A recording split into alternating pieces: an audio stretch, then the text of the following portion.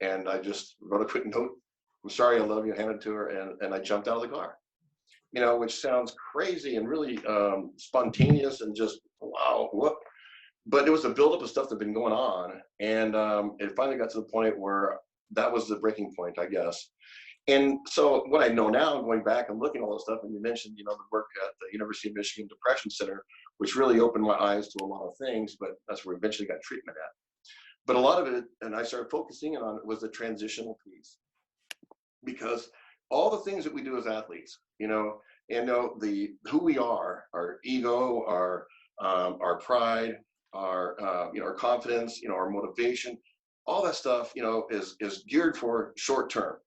We really short term stuff. Like get by this week, get by this practice, get by, get into the playoffs, get to the Super Bowl if you can. But they go in steps in the short term. So all your feedback is done in very short term periods.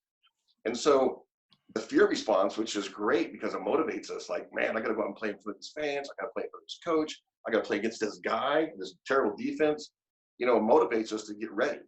But we're not really zeroed in on that long-term thing. And so when it's over with, one of the problems I think we have is that and all of a sudden there's no immediate feedback. We're cut away from our support systems. We don't have those relationships. We had all the things that are supportive around, those goals are all gone. And so now it's all of a sudden, what is your goal? And there's nothing that's short term. It's, you're in for the long haul now. You're done. Okay, so find some job that's going to last you for the next 30 years. It's like, what? And you try and do that, but I was still stuck in this really short cycle of doing things. And I just get some frustrating. And like I said, some of the stuff that just, is this it? Is this all there is? Where's the thing? Right.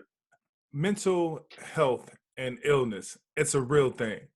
How do you combat that? What is like the best exercise or practice or something that you use that you can help other athletes to help them overcome that melancholy state and just being stuck in a rut and not knowing exactly what to do or where to go if they're driving 75 miles per hour on a highway and they decide they want to jump out? I can laugh about it now, but I guarantee you my wife wouldn't be laughing about it now because I was about to ask about that. Yeah, and as it turned out, the only people that knew that I jumped, when I got to the hospital, of course, was went on the ambulance side and wake up for a couple of days basically, and was them because my wife had taken the note and torn it up, right? And so now you're dealing with this thing. So now you had to deal with all this stuff going on with the illusion of, oh, I fell out of a car. It happens. Nobody to talk to, no, I jumped. It was like, I couldn't believe it myself, other than the fact that I knew what was going on, and it was just, I had to do something. So we called it a cry for help, called it a suicide attempt. But the things that I learned about this, and this is the wonderful thing, I think what you're doing, Prince, as well, is this raising the level of awareness of your own self-health. And that means, emotions are, a reaction, they're usually kind of short-term stuff. I get sad, I get angry, I get happy, but they all have this physiological thing to it as well, right? So all of a sudden, it motivates us, it pumps us up, gets us down. It's understanding what those emotions can do and how, if we're not understanding them over a long period of time, they can actually start, changing our core beliefs on who we are, what we think about, how we measure things and the lens that we look through. And so I think understanding that part really, really is a big piece of the puzzle. Just taking the anxiety itself, there's a really big plus to anxiety, right? Which is, fear response. It's not really me fear. It will not get me ready for next time. But if we've had past losses and past fears, right, that we didn't know why it was happening, then it really makes us nervous about the future. Because a little thing can be a little bubble, we'll also get really nervous about the future and get anxious about it because we haven't really understood the past. And so being present, the mindfulness that, that Prince talks about and stuff, being mindful of that is just understanding the present moment of why I'm feeling this and where's it coming from. Because there's a lot of wisdom in that, which is to sit in fear for a few moments and say, I've done this before. I've walked out and played in front of 8,000 people against, one of the best defenses in the world, right? I've done that and I can overcome fear. But now it's just a different type of fear that I might not understand. And so just understanding those emotions so they don't get away from me. Yeah. Amazing. Eric, do you feel as though this is something that's plaguing present and past? Like there's a large percentage of professional athletes that are dealing with the same struggle. And if so, you know, how can they come forward? You know, what would be their motive action? You mentioned obviously a cry for help or attempts and so forth. You know, how can one, especially someone who might be watching this or knows someone, you know, come forward? I think there's been an attempt to get to players before that transition happens, and I don't know if that's really practical because, as you know, when you're playing, if everything's short term, man, it's about tomorrow, it's about the game, right? And so, and I imagine like a pinball, right? You're playing a pinball game, right? And somebody walks up and taps you on the shoulder and says, "Hey, what do you want to do afterwards?" And you turn your head and the ball drops. Oh man, you just cost me the game. Same way, man. I'm practicing. I'm working out. You tap me on the shoulder and start telling me about transition. Man, I'm not even there yet. I'm trying to make the damn team, you know? And so don't talk to me yet. But I do think it creates a huge opportunity for when guys do leave the game, we catch them then, right? Because if we catch them then, and it's just about connection, you know, a place to go to like that offers these tools and communicate. And somebody might be saying something to you. You might not really understand it yet, but when it starts happening to you, you go, oh, this was what they were talking about.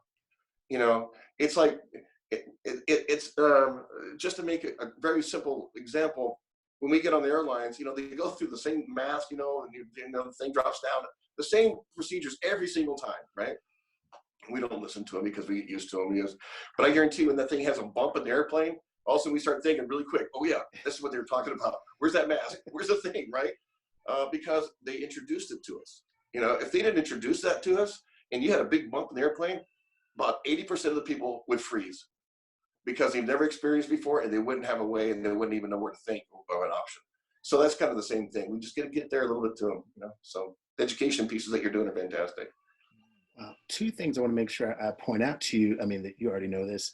That's an incredible analogy that is really easy to pick up, and how important it is to introduce the idea, the thought, the notion of you might need this one day, and then that muscle memory going back to the moments as, you know, survival. And then the other piece is great is the pinball machine, and understand, like, because everyone has done a pinball machine before, be able to look and then you miss.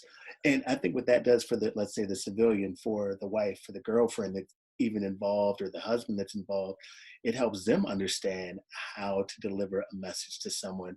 And it certainly can't be at halftime of the biggest game or event someone might be experiencing. So Yeah. Absolutely amazing. Well, and it's really hard to get to somebody when they're in crisis mode. You know, when somebody gets in that crisis mode, they're just trying to solve an immediate problem right now. Right. It's really hard to talk to them about, you know, these tools that you have as far as, you know, be able to relax and be able. It's really hard to do that when they're right in a crisis. So catch them in transition going out, but before it actually becomes a really crisis. And believe it or not, some of the research and stuff that we were doing quite a while back, as part of it was on UFM, it took guys about 6 years before they started floating up, before they actually bottomed out and all of a sudden started looking for help again. Because, you know, the struggle, I'll figure it out myself, because that's what we're taught to do. That's what we're taught to do. And plus being men, you know, in the men's field anyway, you know, you got that double thing. You know, I take care of my family. This is what I do, you know, and I might be the guy who's, you know, that leads the neighborhood, you know, the guy who's, you know, the hero portion of it. How can I show weakness? I can't do that. So it takes us a long time, you know, without being any guidance, you know, to actually come out to ourselves. Thank you for sharing that. Who's been your greatest support system up to this point?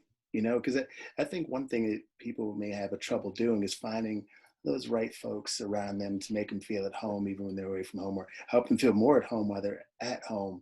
You know, who are those folks who help you feel alive day in and day out? Well, I had a wonderful father. I will say that, very supportive. And I've always had great coaches, you know, in my mind up until up until pros. I shouldn't say it that way, but seriously, because it's a business then. It's not about guidance anymore. It's about a business then. And right. So unfortunately, that's the part you kind of lose the zest. You know, I mean, it's still fun to play on Sundays, but you know, a lot of problems go along with it. But I would say through this whole ordeal that I've gone through since that moment of jumping out of the car and where I am today, even going through the loss of my son and everything else, has been my wife. You know, she's been not only my best friend, but also a wonderful mother and wonderful just a really good friend. And we're probably so much more closer today, you know, than we ever have been. And I think because we're applying a lot of those things that, you know, that Prince talks about, that we talk about, you know, a lot of those things, we apply them now. And I go back and I wish I would have had that mindset going backwards. Question. You know? They said, what do you want to do in this phase of your life now that you're here?